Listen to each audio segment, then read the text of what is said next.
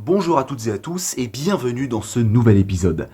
Aujourd'hui nous allons reparler de mécanique céleste parce que la mécanique céleste c'est cool et on va aborder une théorie complètement barrée qui s'appelle l'anti-terre.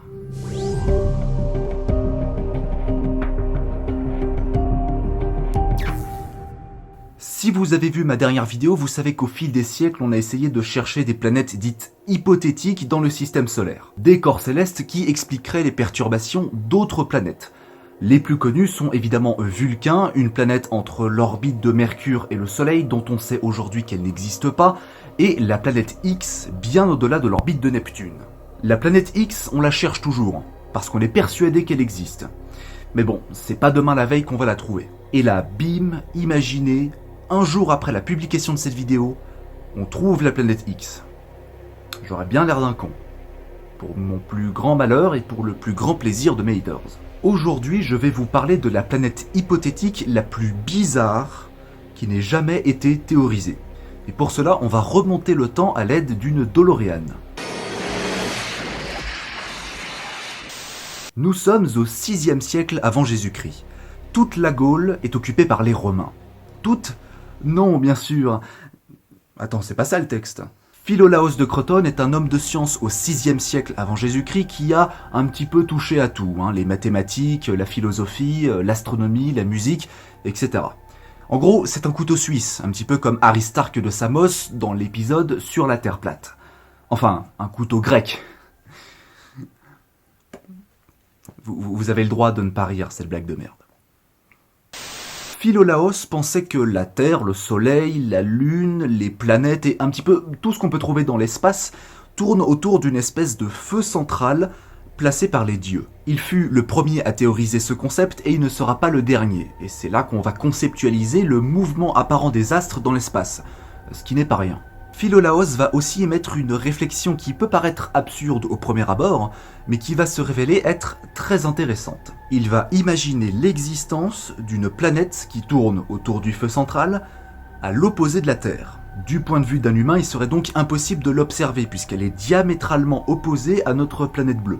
Cette planète, il va l'appeler Antictone. Le mot va dériver pour qu'en français, on l'appelle l'anti-terre. En même temps, c'est le titre de la vidéo. Après la réflexion de Philolaos de Crotone, l'idée d'une antiterre était de plus en plus répandue. Mais les gens ont commencé à douter uniquement quand on a pensé à ce concept. Vu qu'on ne peut pas la voir du simple fait qu'elle est diamétralement opposée à la Terre par rapport au feu central, il devient donc impossible de réfuter son existence, comme il devient impossible de prouver qu'elle existe. Avouez que l'idée d'une planète à l'exact opposé de la Terre est plutôt flippante. Certaines croyances et rumeurs l'ont inévitablement amené à la théorie du complot des ovnis. Certains objets dans le ciel auraient été aperçus et pris pour l'antiterre, une planète démoniaque que les gouvernements tentent désespérément de cacher aux yeux du monde.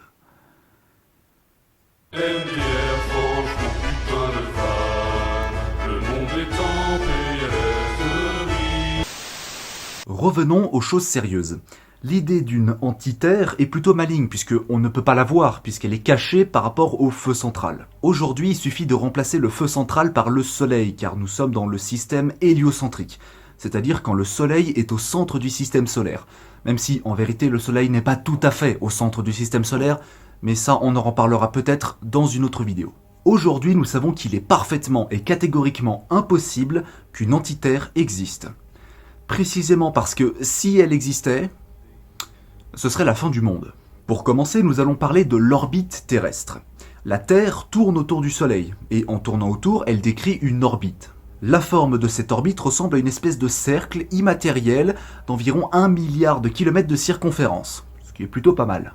Sauf que cette orbite, comme absolument n'importe quelle autre orbite dans le système solaire, n'est pas complètement circulaire. Elle est légèrement elliptique.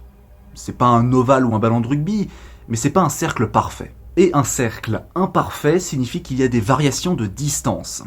Le périhélie est le point où la Terre est au plus proche du Soleil, et l'aphélie est le point où la Terre est au plus loin. Lors de son périhélie, la Terre est à environ 147 millions de kilomètres, et lors de son aphélie, la Terre est à 152 millions de kilomètres.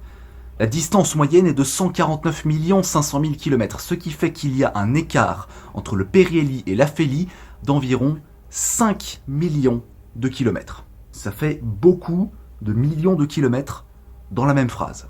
Voilà.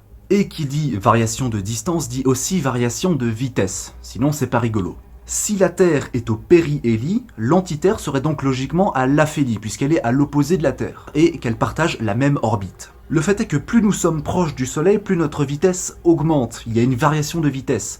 Donc si la Terre est au périhélie, alors sa vitesse est supérieure à celle de l'antiterre. Elles ne seront donc plus opposées par rapport au Soleil, et ce dernier n'est pas suffisamment grand pour cacher cette vision. On devrait donc, par la nature des choses, à un certain moment, à un certain endroit, observer l'antiterre de manière précise.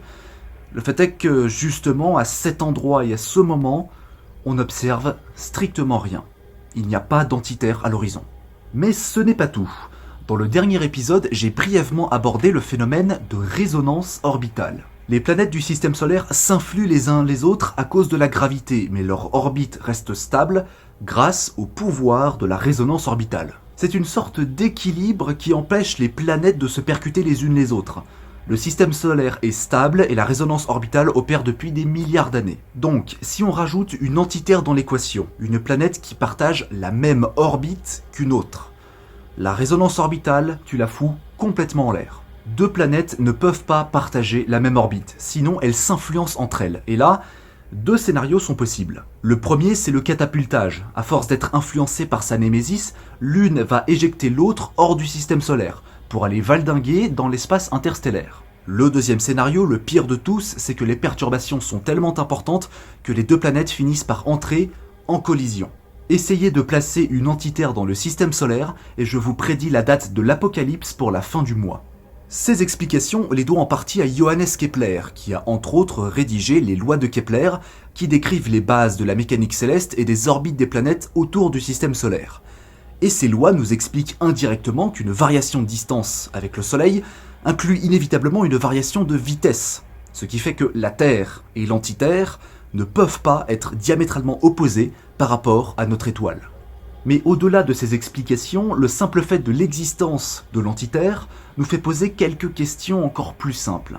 Comment se fait-il qu'aujourd'hui les astronomes n'observent strictement rien à l'opposé de la Terre ? Si on a affaire à une planète similaire à la nôtre, on peut donc envisager l'existence d'un champ magnétique. Donc si c'est le cas, les astronomes auraient dû le détecter depuis bien longtemps. Comment se fait-il que les sondes qu'on a envoyées dans l'espace n'aient jamais pu l'observer ? Vu qu'elles sont hors du point de vue de la Terre, elles devraient voir l'antiterre. Alors là, vous allez me dire qu'en fait les sondes ne sont jamais parties parce qu'en fait on est protégé par le dôme de la Terre plate. Et là je vous répondrai évidemment que oui. Enfin non. Lorsqu'en 1990, la sonde Voyager 1 s'est retournée pour prendre des photos du système solaire à plus de 6 milliards de kilomètres de la Terre, elle aurait dû prendre l'antiterre en photo, mais elle ne l'a pas fait. Lorsque le rover Curiosity sur Mars prend des photos de la Terre depuis la planète rouge la nuit, elle devrait aussi prendre en photo l'antiterre, mais ça ne s'est jamais produit. En conclusion, pour de multiples raisons, l'antiterre ne peut pas exister. Pensez simplement aux orbites. Deux planètes dans le système solaire ne peuvent pas partager la même orbite. Sinon, c'est la fin du monde.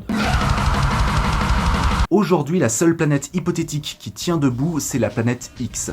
Mais ça, on en reparlera peut-être dans une autre vidéo.